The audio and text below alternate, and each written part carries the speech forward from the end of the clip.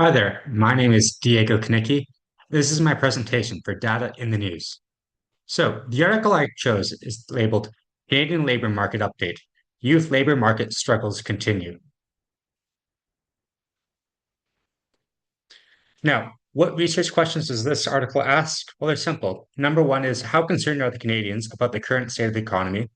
And do these concerns differ by age and also differ with income? So, let's jump straight to the conclusions. So, as you can see by this graph, the youngest Canadians, who are aged 18 to 34, felt most insecure about their employment. As you can see here, about 19% or so felt at least somewhat insecure about their current employment, compared to only about 14% who are aged 55 and over.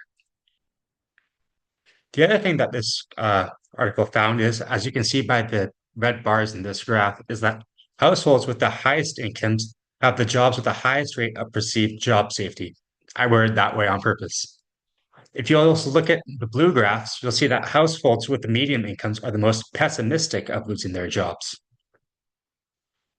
So let's go to the WWWH, the who, what, where, when, why, and how of the data. So why was this data collected? Well, it's simple. We went over it, and it's to determine how Canadians feel about the current state of the economy. Who collected the data? Well, that was the Angus Reid Institute, which is a nonprofit opinion and research organization. They collect it from basically their forums and their subscribers through various surveys. Now, what was collected? Again, multiple responses to various questions on how they felt about the current state of the economy.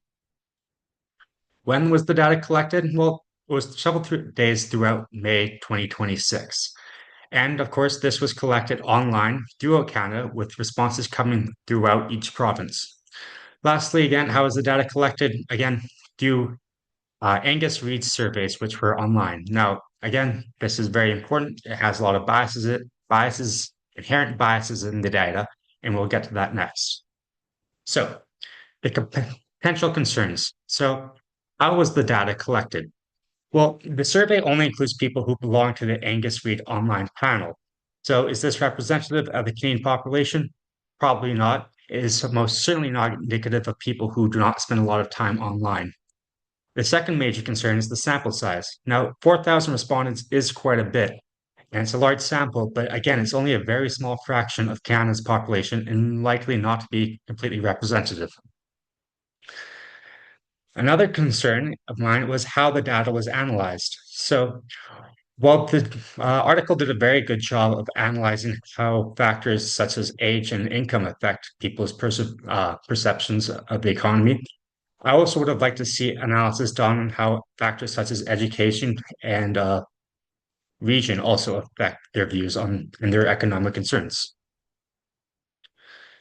Lastly, another potential concern is the accuracy conclusions. Now, it's really important to note that these responses only reported opinions of people and did not objectively measure the health of the economy. Now, again, the article did this on purpose, but it's just important to realize that they're not accurate measurements. It's just only opinions. So, why did I choose this topic? Well, I thought it was very important because it highlights the financial concerns facing young Canadians. I mean, uncertain labor market is a issue that we're all going to face, and as the next generation, it's important to observe our concerns. So, anyways, that's all for now, and thank you for listening to my presentation. Okay. Meeting.